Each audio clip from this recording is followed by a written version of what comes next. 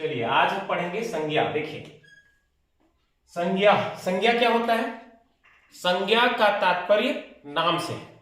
ठीक है, देखिए संज्ञा क्या है? संज्ञा उस विकारी शब्द को कहते हैं जिससे किसी विशेष वस्तु, भाव और जीव के नाम का बोध होता है। संज्ञा क्या है? एक विकारी शब्द है, ठीक है, जिससे किसी विशेष वस्तु, भाव और जीव के नाम का बोध होता है। अर्थात यहां पे समझ में आ रहा होगा कि संज्ञा से तात्पर्य नाम से, या संज्ञा का शाब्दिक अर्थ क्या होता है? नाम ही होता है।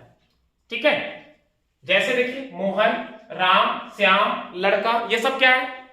संज्ञा है। संज्ञा मतलब नाम, संज्ञा मतलब नाम। और आगे देखिए संज्ञा का दूसरा पर्याय है नाम, जो कि मैंने अभी बताया आपको।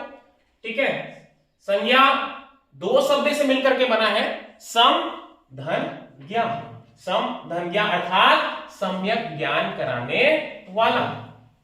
ठीक है, सम्यक ज्ञान कराने वाला को क्या कहा जाता है? संज्ञा कहा जाता है। और संज्ञा क्या है? एक विकारी शब्द है। ठीक है, विकार मतलब परिवर्तन। विकार मतलब क्या होता है? परिवर्तन। और किसके कारण परिवर्तन होगा? देखिए लिंग, वचन और परसर्ग अर्थात कारक के कारण क्या होगा?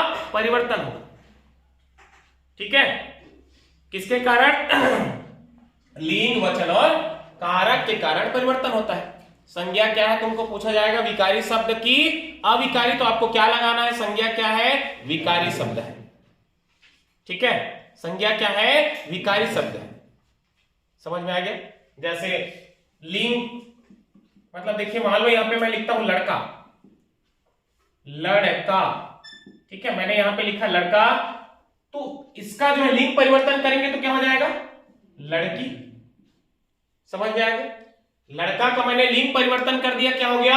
लड़की हो गया। वचन, इसका जैसे मैं वचन लड़का जो है का वचन परिवर्तन करूंगा तो ये क्या हो जाएगा? लड़के। एक वचन से बहुवचन। ठीक है, समझ में आ रहा है ना? लिंग, वचन और परसर्ग के कारण क्या होता है? परिवर्तन हो जाता है।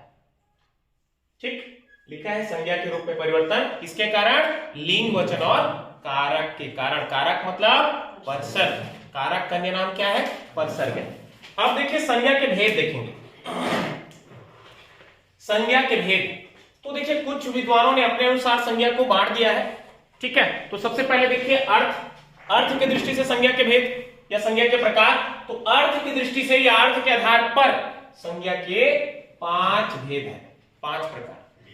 ठीक है, यही सर्वाधिक प्रमाणित है। समझ में आ रहा है?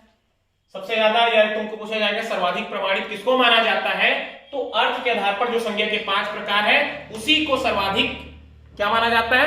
प्रमाणित माना जाता है। ठीक है, पहला क्या है? व्यक्तिवाचक, दूसरा जातिवाचक, तीसरा समूहवाचक और चौथा भाववाचक और 5वें नंबर पे है द्रव्यवाचक संज्ञा। अर्थ के आधार पर या अर्थ की दृष्टि से तुमको पूछा जाए संज्ञा के प्रकार, तो कितने प्रकार हमको बताना है? 5 प्रकार बताना है। कितने प्रकार? 5 प्रकार। व्युत्पत्ति, व्युत्पत्ति के आधार पर संज्ञा के प्रकार। तो व्युत्पत्ति के आधार पर देखिए कितने प्रकार है? 3 प्रकार। बहुत बार पूछा गया है व्युत्पत्ति के आधार पर संज्ञा के कितने प्रकार है? याद रखिएगा व्युत्पत्ति के आधार पर संज्ञा के 3 प्रकार है। क्या?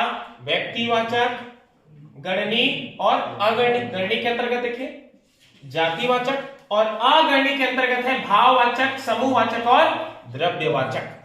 ठीक है, अगणनी के अंतर्गत भाववाचक, समूहवाचक और द्रव्यवाचक। ठीक है, व्युत्पत्ति के आधार पर कितने? 3। व्युत्पत्ति के आधार पर कितने? 3। व्युत्पत्ति याद रखिएगा, व्युत्पत्ति में मूल जो आपको वर्ण देखना है तो 3 ही दिखेगा, या, प और त। ऐसा व्युत्पत्ति ऐसे याद रखना है केवल। ठीक है, तो व्युत्पत्ति के आधार पर 3 याद रखना और अर्थ के आधार पर 5। उसके बाद देखिए पंडित कामता प्रसाद गुरु के अनुसार, ठीक है, उन्होंने देखिए 2 भाग में बांट दिया है। एक तो पदार्थवाचक और दूसरा भाववाचक। पदार्थवाचक के अंतर्गत व्यक्तिवाचक और जातिवाचक। ठीक है, किसके अनुसार? पंडित कामता प्रसाद गुरु के अनुसार। पदार्थवाचक और भाववाचक। तो पदार्थवाचक के अंतर्गत व्यक्तिवाचक और जातिवाचक। इसके बाद देखिए डॉक्टर वासुदेव नंदन प्रसाद के अनुसार संज्ञा के प्रकार, डॉक्टर वासुदेव नंदन प्रसाद के अनुसार संज्ञा के प्रकार, तो देखिए इन्होंने जो है गुण धर्म के अनुसार और वस्तु के अनुसार, वस्तु के आधार पर उन्होंने कैसे बांट दिया, गुण धर्म के अनुसार और वस्तु के आधार पर।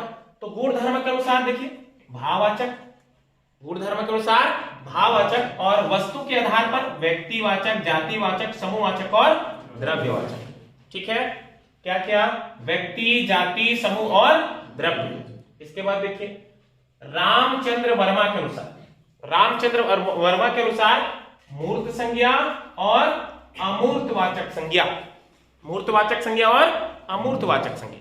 तो मूर्त जो वाचक संज्ञा है उसके अंतर्गत देखिए व्यक्तिवाचक, जातिवाचक, समूहवाचक और द्रव्यवाचक। व्यक्ति, जाति, समूह और द्रव्य। ठीक है, अमूर्त में देखिए भाव, भाववाचक, क्रियावाचक और गुणवाचक, भाव, क्रिया और गुण। इसके बाद डॉक्टर पृथ्वीनाथ पांडे के अनुसार संज्ञा का आधुनिक वर्गीकरण। किसने संज्ञा का आधुनिक वर्गीकरण किया है, तो डॉक्टर पृथ्वीनाथ पांडे ने। ठीक है, डॉक्टर पृथ्वीनाथ पांडे के अनुसार संज्ञा का आधुनिक वर्गीकरण देखिए, पहला व्यक्तिवाचक, दूसरा जातिवाचक, और जातिवाचक के अंतर्गत देखिए क्या है, समूहवाचक और द्रव्यवाचक, और तीसरा है भाववाचक। ठीक है, क्या क्या, व्यक्तिवाचक, जातिवाचक, और जातिवाचक के अंतर्गत समूहवाचक और द्रव्यवाचक, और तीसरा है भाववाचक। इस प्रकार मैंने आपको संज्ञा के भेद, ठीक है, बता दिया। अब इसमें हमको किसको पढ़ना है, जो मैंने शुरू में आपको बताया, अर्थ की दृष्टि से या अर्थ के आधार पर संज्ञा के कितने प्रकार है, 5 प्रकार। अर्थ के आधार पर संज्ञा के कितने प्रकार, 5 प्रकार। इसी को सर्वाधिक क्या माना जाता है, प्रमाणिक माना जाता है। सर्वाधिक प्रमाणिक जो है कौन सा है ना, संज्ञा के कितने प्रकार, तो 5 प्रकार याद रखिएगा। इसी का आज हम विस्तृत अध्ययन करेंगे, और सबसे पहले हम पढ़ेंगे व्यक्तिवाचक संज्ञा को। ठीक है, सबसे पहले मैं यहां पे लिखता हूं व्यक्तिवाचक संज्ञा। पहला हमारा है व्यक्तिवाचक संज्ञा। याद रखिएगा ये जो व्यक्तिवाचक संज्ञा है, ठीक है, व्यक्तिवाचक संज्ञा होता क्या है, तो व्यक्तिवाचक संज्ञा क्या है, जिन संज्ञा शब्दों से किसी व्यक्ति विशेष, स्थान विशेष या वस्तु विशेष का ज्ञान हो। व्यक्तिगत, सीधी सी बात, एक के लिए बात होगी। मैं आपको सार चीज बताता हूं। व्यक्तिवाचक संज्ञा होता क्या है, किसके लिए बात होगी, एक के लिए बात होगी, चाहे वो वस्तु होगा, चाहे व्यक्ति होगा, चाहे स्थान होगा, किसके लिए बात होगी, तो एक के लिए बात होगी। यहां पे आप ब्रैकेट में लिख लेना एक। ठीक है, एक के लिए, ठीक है, किसके लिए, एक के लिए, किसी वस्तु की होगी, एक वस्तु की बात होगी, या एक स्थान की बात होगी, या फिर व्यक्ति की बात होगी। ठीक है, समझ में आ गया परिभाषा क्या है।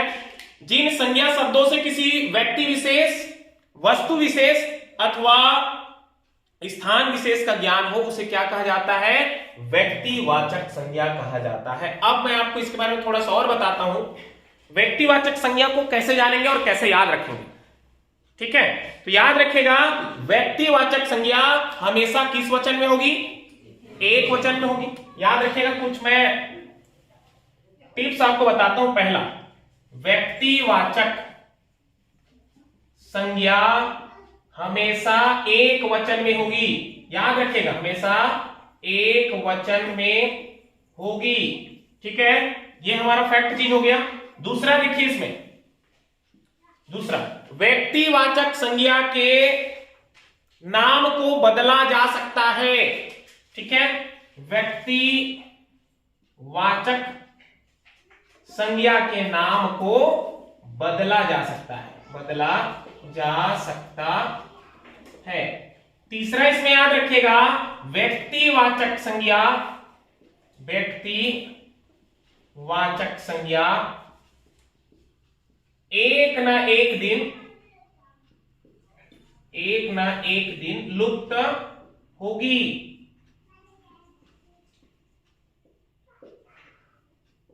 मतलब कहने का तात्पर्य है, केस स्थायी रूप से नहीं होगी, नहीं रहेगी, किसी न किसी दिन क्या हो जाएगी, लुप्त हो जाएगी। व्यक्तिवाचक संज्ञा हमेशा के लिए स्थायी रूप से नहीं होती है, किसी न किसी दिन क्या हो जाती है, लुप्त हो जाती है। तीन चीज आप बिल्कुल याद रखिए, ये परिभाषा तो आपको बुक में मिलेगा ही।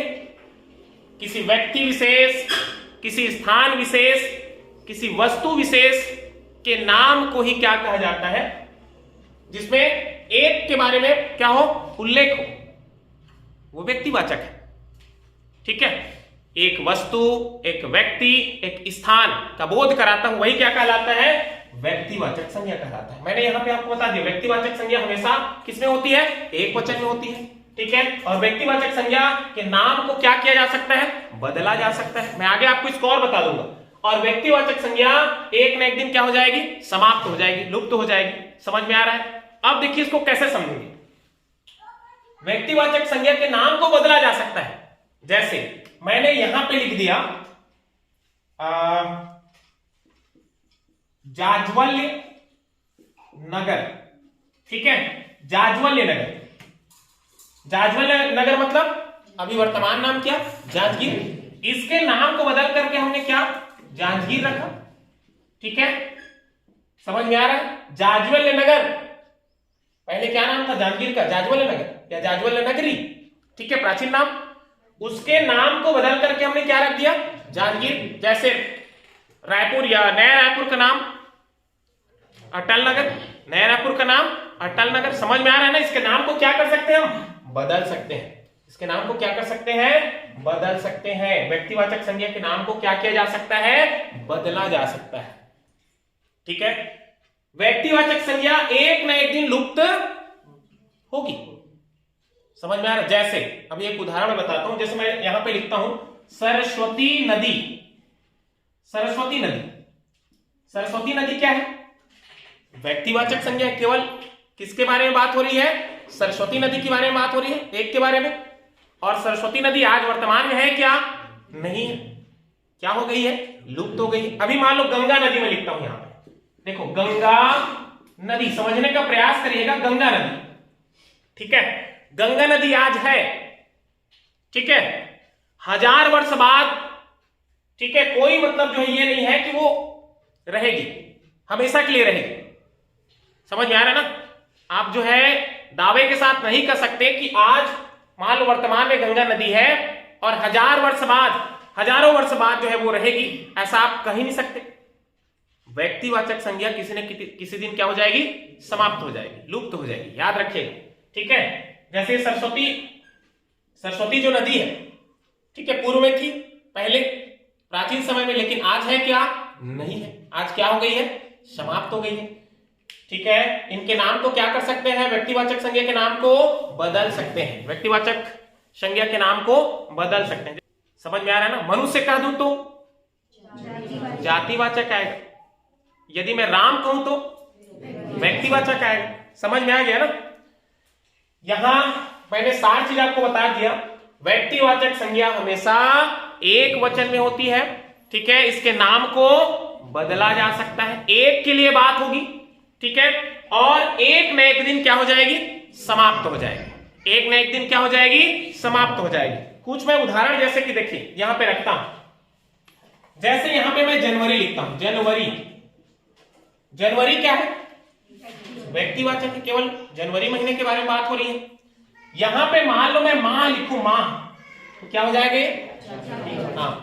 इसके बाद थोड़ा सा और हम उसको पढ़ लेते हैं जातिवाचक को, फिर दोनों को क्या करेंगे, कंपेयर कराने का प्रयास करेंगे कि कौन जातिवाचक और कौन व्यक्तिवाचक। ठीक है, इसका उदाहरण में राम, श्याम, ठीक है, क्या क्या लिख सकते हो, जनवरी, हिमालय, हिमालय रामचरितमानस हो गया। ठीक है, यमुना, होली, दीपावली, ये सब क्या है, व्यक्तिवाचक संज्ञा है। ठीक है, इसको मिटा देता हूं। ठीक है, मुंबई कहूं तो क्या है, मुंबई, हाँ, मुंबई क्या है, व्यक्तिवाचक है, केवल वो जो मुंबई शहर है, अर्थात महाराष्ट्र की राजधानी मुंबई, उसी के बारे में बात हो रही है। ठीक है, मुंबई, समझ में आ रहा है? और यहां पे शहर कह दूं तो क्या हो जाएगा, शहर कहने से जितने भी शहर है सब उसमें क्या हो जा रहा है, समाहित हो जा रहा है। ठीक है, शामिल हो जा रहा है। ठीक है भाई। जैसे गांधी कहूं तो गांधी कहने से जातिवाचक है, और गांधी जी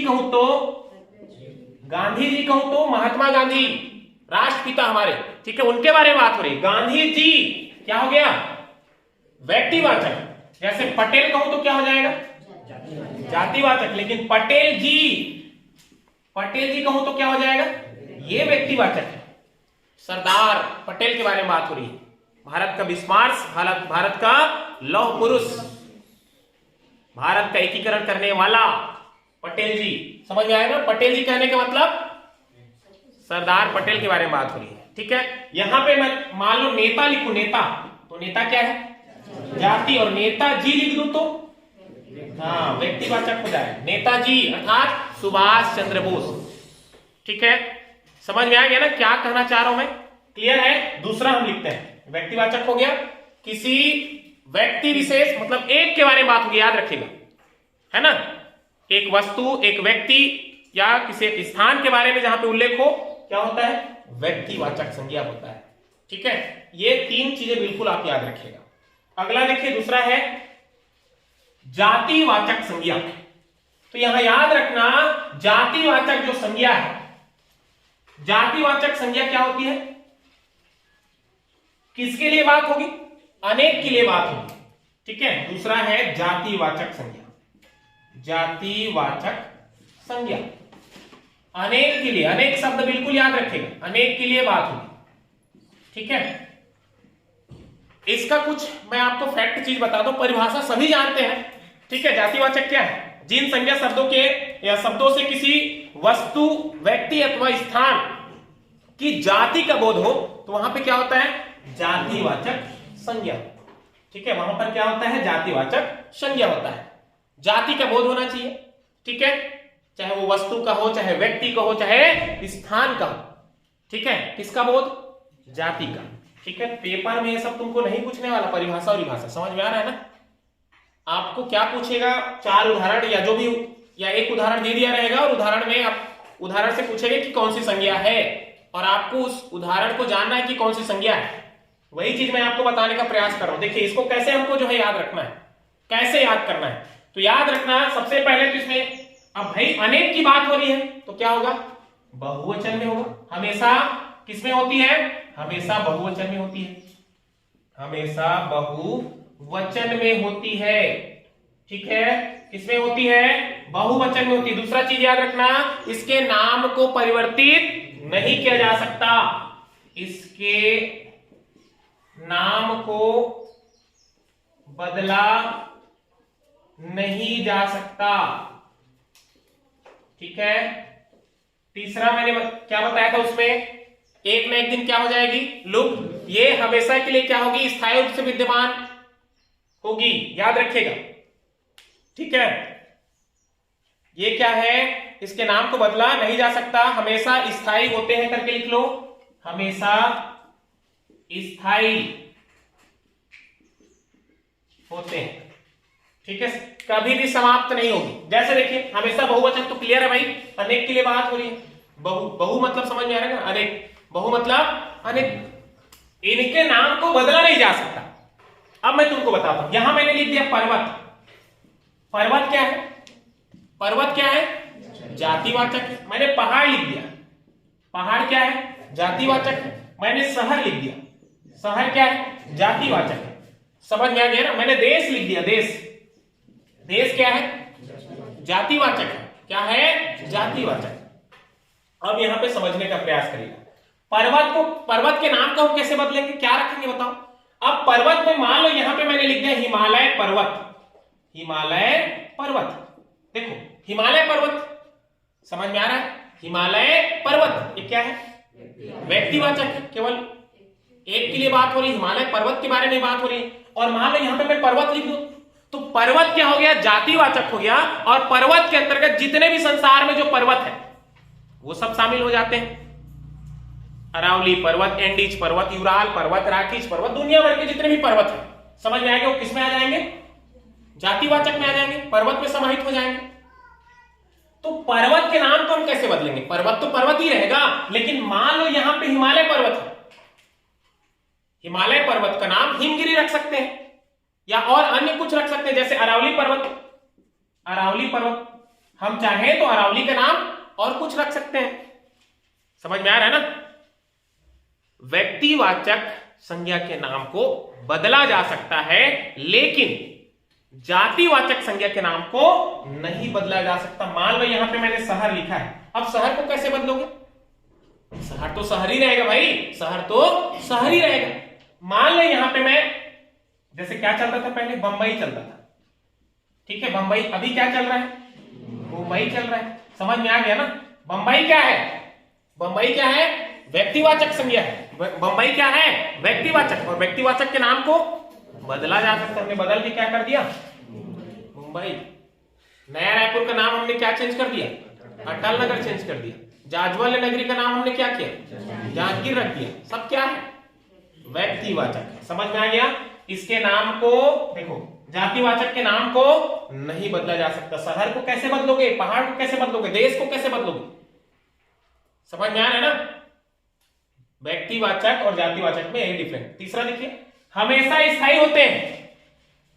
पहाड़, पर्वत, शहर, देश हमेशा क्या होंगे? स्थायी। नदी, नदी क्या है? नदी क्या है? जातिवाचक है। ये समाप्त नहीं होगी। समझ में आ रहा है? हमेशा के लिए स्थायी होगी, याद रखिएगा। नदी, नदी कहने का मतलब संसार में जितने भी नदियां हैं सब समाहित होगी। चाहे नील नदी कहूं, चाहे अमेजन नदी कहूं, चाहे गंगा नदी, चाहे गोदावरी, चाहे कृष्णा, कावेरी, जो भी मैं कहूं, सब किसके अंदर? नदी के अंदर। तो नदी क्या हो गया? जातिवाचक संज्ञा हो गया। ठीक है, समझ में आ रहा है? जैसे नेता, गांधी, सरदार, ये सब क्या है? नेता, गांधी, सरदार, पटेल, ये सब क्या है? कौन सा है? जातिवाचक। अब पटेल कहने का मतलब जितने भी पटेल, सरदार कहने से जितने भी सरदार, गांधी कहे तो जितने भी। अब इसमें जी शब्द लगा दे, नेताजी, तो एक के लिए बात हो रही। नेताजी हम किसको कहते थे? हाँ, सुभाष चंद्र बोस को। गांधी जी मतलब राष्ट्रपिता के बारे में बात हो रही है, महात्मा गांधी के बारे में बात हो रही है। सरदार जी अर्थात लौह पुरुष के बारे में बात हो रही है, सरदार वल्लभ भाई पटेल। और पटेल जी वही थे, सरदार पटेल। यार समझ में आ रहा है ना? ठीक है, किसके लिए बात होगी तो याद रखिएगा, जातिवाचक संज्ञा में अनेक के लिए बात होगी। किसके लिए बात होगी? अनेक के लिए। जैसे और कुछ मैं आपको बताता हूं, जैसे मैं यहां पे कह दूं मंथरा, ठीक है, मैं यहां पे कह देता हूं मंथरा। देखो ये दिख रहा है ना, यहां पे देखिए मैंने लिख दिया यहां पे मंथरा। समझ में आ रहा है ना? मंथरा का रिलेशन जो है रामायण में, ठीक है, इसको जो है घर फोड़ी के नाम से जाना जाता है। समझ में आ रहा है? मंथरा। तो मंथरा क्या है? व्यक्तिवाचक की जातिवाचक? मंथरा क्या है? व्यक्तिवाचक है। क्लियर है? मंथरा क्या है? कुबड़ी, मंथरा। समझ में आ गया ना? अब यहां पे मैं इसको जो है लिख दूं घर घर में, ठीक है, मंथरा की कमी नहीं, ठीक है, या कमी नहीं है। घर घर में मंथरा की कमी नहीं है। तो अब यहां पे ये जो मंथरा है, ये कौन सा हो जाएगा? जातिवाचक। जैसे विभीषण, विभीषण लिखता हूं यहां पे मैं, विभीषण, ये दोनों का रोल है, विभीषण, ठीक है, विभीषण। विभीषण क्या है? व्यक्तिवाचक है। और घर घर में विभीषणों की कमी नहीं, ठीक है, विभीषणों की कमी नहीं, विभीषणों की कमी नहीं। तो यहां पे हो जाएगा जातिवाचक। अनेक के लिए बात होगी, ठीक है, अनेक के लिए जब बात होगी तो वहां पे जातिवाचक। क्लियर है भाई? ठीक है। तीसरा हमारा क्या है? देखो, पहला मैंने बता दिया, क्या याद रखना है? व्यक्तिवाचक में देखो 60 चीज मैं बताता हूं। एक के लिए बात होगी, इसको याद रखना, हमेशा के लिए विद्यमान, स्थायी रूप से विद्यमान नहीं होगी, एक ना एक दिन समाप्त होगी ही, याद रखना व्यक्तिवाचक। और इनके नाम को बदला जा सकता है, याद रखिएगा। हमेशा किस वचन में होंगे? एक वचन में। व्यक्तिवाचक एक वचन में और जातिवाचक बहुवचन में। ठीक है। तीसरा देखिए हमारा है समूह। क्लियर है? नाम से स्पष्ट है। समूहवाचक। समूहवाचक हमेशा किस वचन में होंगे? बहुवचन में। समूह भाई एक जने से समूह थोड़ी बनता है। समूह बनाने के लिए आपको एक से अधिक चाहिए। सही है ना? समूह बनाते हैं हम 5 जने का, 10 जने का, 4 जने का समूह बनता है। तो समूह बनाने के लिए एक से अधिक है ना चाहिए ना आपको, चाहे वस्तु हो, चाहे व्यक्ति हो, चाहे पदार्थ, जो भी हो। ठीक है। तीसरा देखिए समूहवाचक। समूहवाचक संज्ञा। समूहवाचक संज्ञा याद रखिएगा परिभाषा क्या कहता है? जिन संज्ञा शब्दों से किसी समुदाय या समूह का बोध हो उसको क्या कहा जाता है? समूहवाचक संज्ञा कहा जाता है। समूहवाचक संज्ञा। और हमेशा जो है किसमें? हमेशा जो है बहुवचन में। बहुवचन में होता है। समूह को प्रदर्शित करेगा। जैसे मैंने यहां पे लिख दिया सेना, गिरोह, गुच्छा, ठीक है, परिवार, समुदाय, झुंड, ये सब क्या है? समूहवाचक संज्ञा है। समझ में आ रहा है? बहुत सारे उदाहरण हैं, जैसे भीड़, कक्षा, ये हो गया भीड़, कक्षा, ठीक है, सब क्या है? समूहवाचक संज्ञा है। ठीक है, बिल्कुल याद रखिएगा। इसमें और क्या क्या है मैं तुमको बता देता हूं। जैसे टीम, कुंज, टीम, कुंज। आप यहां याद रखिएगा समूह मतलब स्पष्ट है, समूहों को प्रदर्शित करेगा। ठीक है, संख्या ज्यादा दिखना चाहिए तुमको। ठीक है, जैसे देखो सेना, सेना कहने से समझ में आ रहा है ना? सेना मतलब बहुत से व्यक्ति। गिरोह, समझ में आ रहा है? गिरोह, गिरोह मतलब एक जने का टीम नहीं रहता है। गुच्छा, गुच्छा मतलब एक को ऐसे लटका दिया और गुच्छा बोलेंगे तो गलत हो जाएगा। गुच्छा मतलब समझ में आ रहा है ना? बहुत सारे होंगे। परिवार, परिवार एक जने से नहीं बनता। समझ में आ रहा है ना? ठीक है। समुदाय, झुंड, भीड़, कक्षा, टीम, कुंज इत्यादि, ये सब क्या है? समूहवाचक संज्ञा है। हमारा चौथा क्या है? देखिए चौथा है भाववाचक संज्ञा। भाववाचक संज्ञा, यहां से बहुत सारे प्रश्न बनते हैं भाववाचक संज्ञा से। समझिएगा भाववाचक संज्ञा होता क्या है? जिन संज्ञा शब्दों से किसी व्यक्ति, वस्तु अथवा स्थान के गुण, धर्म, दशा आदि का क्या हो? बोध। जिन संज्ञा शब्दों से किसी व्यक्ति, वस्तु, स्थान, ठीक है, से उनके गुण, धर्म, ठीक है, अवस्था के बारे में बोध हो, ज्ञान हो, वही क्या कहलाता है? भाववाचक संज्ञा कहलाता है। ठीक है, किसी वस्तु, किसी स्थान या किसी व्यक्ति के गुण, धर्म, है ना, भाव या फिर अवस्था इत्यादि का बोध हो तो क्या कहलाएगा? भाववाचक संज्ञा कहलाएगा। भाव समझ में आ रहा होगा? फीलिंग, भाव समझ में आ रहा है ना? अब देखिए भाववाचक संज्ञा, तो याद रखिएगा भाववाचक संज्ञा एक वचन में होती है। एक वचन में होती है भाववाचक संज्ञा। देखिए पहला फैक्ट मैंने बता दिया, एक वचन में होती है। दूसरा, प्रत्यय लगा हुआ, याद रखिएगा क्या? अधिकांशता जो है प्रत्यय लगा हुआ होता है। अधिकांशता प्रत्यय लगा हुआ शब्द, प्रत्यय लगा हुआ शब्द क्या होता है? भाववाचक संज्ञा होता है। अधिकांशता प्रत्यय लगा हुआ शब्द। ठीक है, समझ में आ गया? एक और याद रखिएगा, इसे नाप तोल नहीं सकते।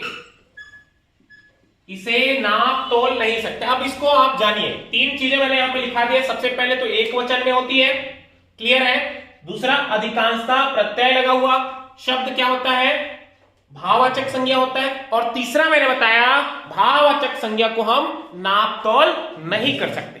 भाववाचक संज्ञा को हम नाप तोल नहीं कर सकते। अब कैसे समझना है? देखिए मैं उदाहरण यहां पे रखता हूं। ठीक है, अधिकांशता क्या होगा? प्रत्यय लगा हुआ शब्द। जैसे मैं यहां पे लिखता हूं मिठास, ठीक है, मिठास, ठीक, मिठास समझ में आ गया। मिठास में प्रत्यय आप छांटिए। तो आपको मैंने उस दिन बताया था, उस दिन के क्लास में उपसर्ग और प्रत्यय होता क्या है। उपसर्ग किसी शब्द के आगे जुड़ता है, सामने जुड़ जाता है, ठीक है, और उस शब्द में विशेषता ला देता है, वो क्या है, उपसर्ग है। और प्रत्यय कहां जुड़ता है, पीछे जुड़ता है, और पीछे जुड़ करके उस शब्द में विशेषता लाता है, वो क्या कहलाता है, प्रत्यय। अब यहां पे देखिए इसमें कौन सा प्रत्यय लगा है, तो आस प्रत्यय लगा है। कौन सा प्रत्यय, आस, रामत्व। तो इसमें क्या, कौन सा प्रत्यय, त्वा। कौन सा प्रत्यय लगा है, त्वा लगा है, ठीक है, समझ में आ रहा है। कृष्णत्व, रामत्व, ममत्व, समझ में आ रहा है। जो भी आएगा प्रत्यय लगा हुआ आपको दिखे तो क्या लगा देना है, भाववाचक संज्ञा लगा देना है, भाववाचक संज्ञा। जैसे मैं यहां पे लिखता हूं बुराई, बुराई में क्या है, आई प्रत्यय है। बुराई में क्या है, आई प्रत्यय।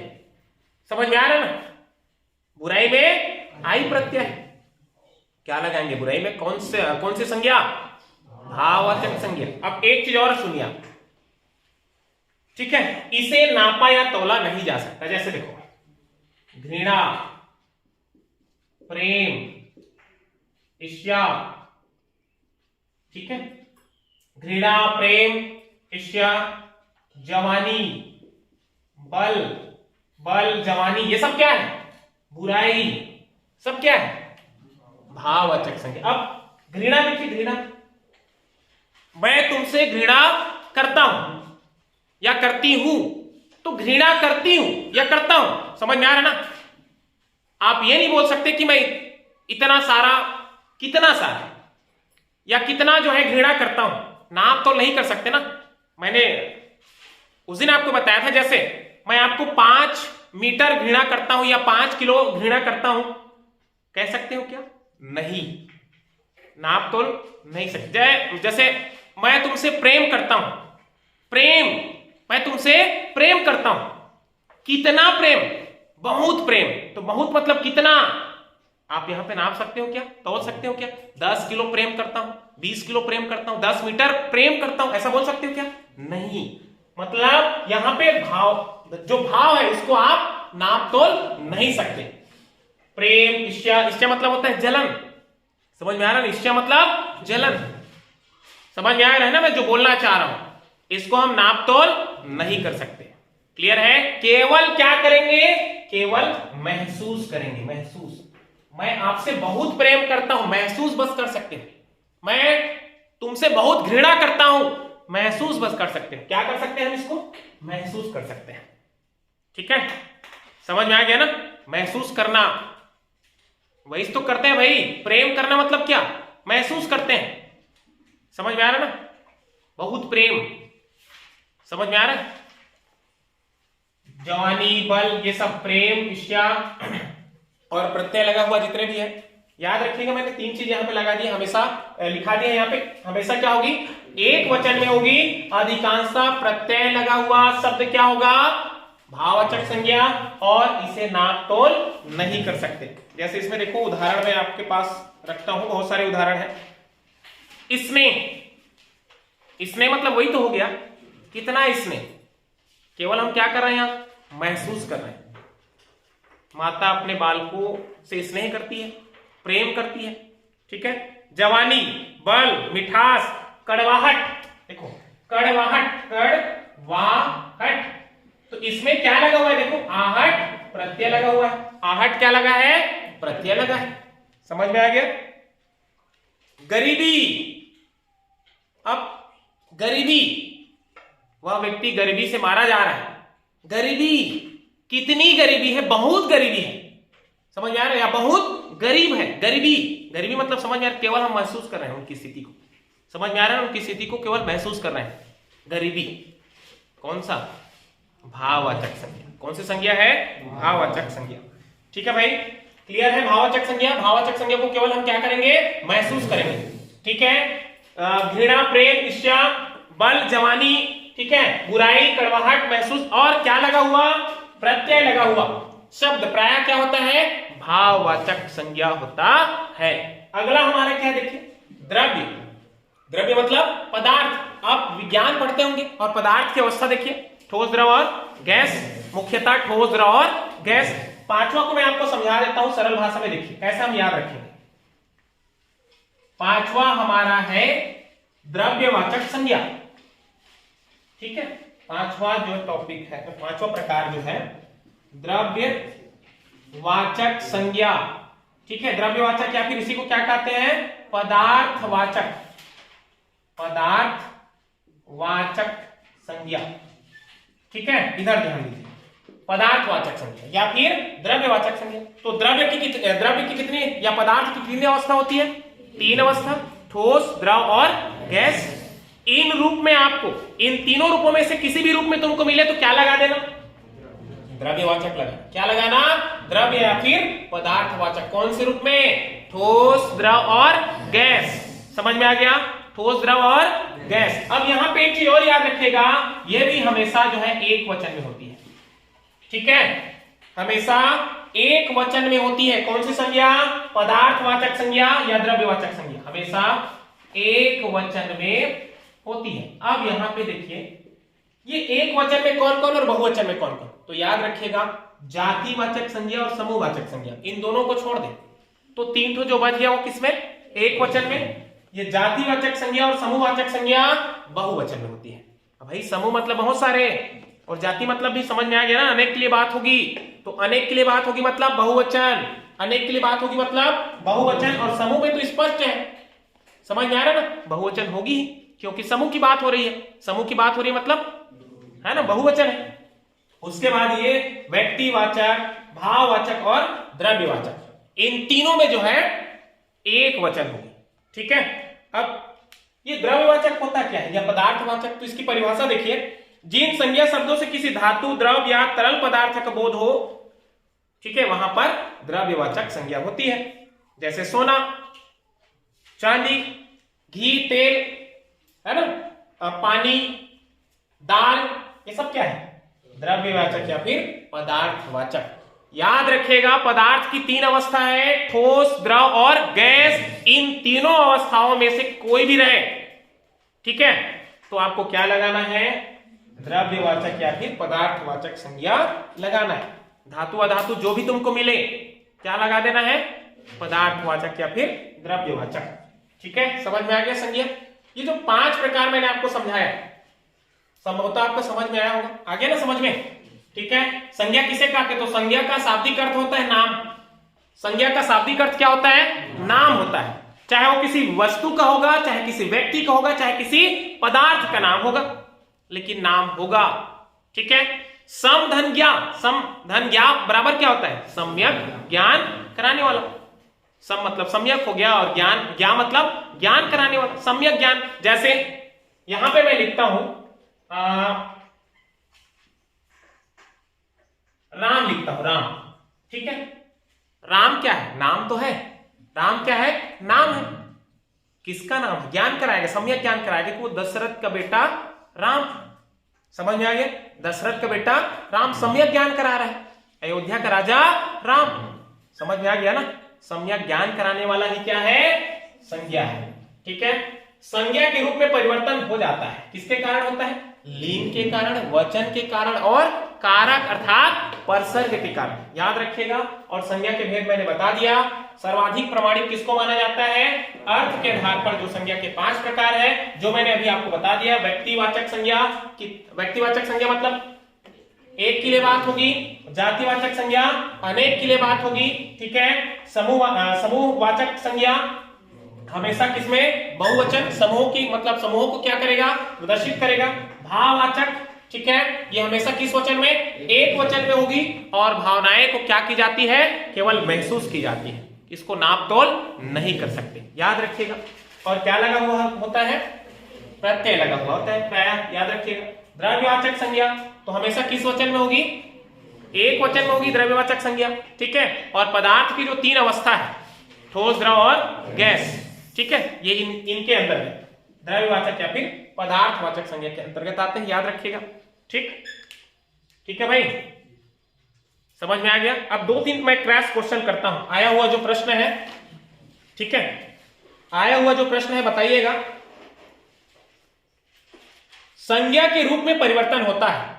संज्ञा के रूप में परिवर्तन होता है। 4 ऑप्शन है आपके पास, विशेषण संधि के कारण, दूसरा संधि समास के कारण, तीसरा काल सर्वनाम के कारण, और चौथा है लिंग वचन परसर्ग के कारण। किसके कारण? लिंग वचन और परसर्ग के कारण। ठीक है, व्याकरण की दृष्टि से प्रेम शब्द क्या है? हाँ, समझ में आ गया। प्रेम शब्द क्या है? भाववाचक संज्ञा। झुंड, मेला आदि शब्द संज्ञा के किस प्रकार के उदाहरण है? समूहवाचक संज्ञा। जातिवाचक संज्ञा है चीन, रेगिस्तान, गंगा। अच्छा, इसमें 2 ये हो गया। अर्थ के अनुसार संज्ञा के कितने प्रकार हैं? हाँ, निम्न में जातिवाचक संज्ञा है। ठीक है, निम्न में जातिवाचक संज्ञा है चीन, गंगा, राम और रेगिस्तान। क्या रहेगा? रेगिस्तान रहेगा। क्या रहेगा? रेगिस्तान। रेगिस्तान क्या है? जातिवाचक संज्ञा। और रेगिस्तान कहने से तात्पर्य बहुत सारे रेगिस्तान, सहारा, थार, है ना, कालाहारी, दुनिया के जितने भी रेगिस्तान। समझ में आ गया संज्ञा? ठीक है, ठीक है। फिर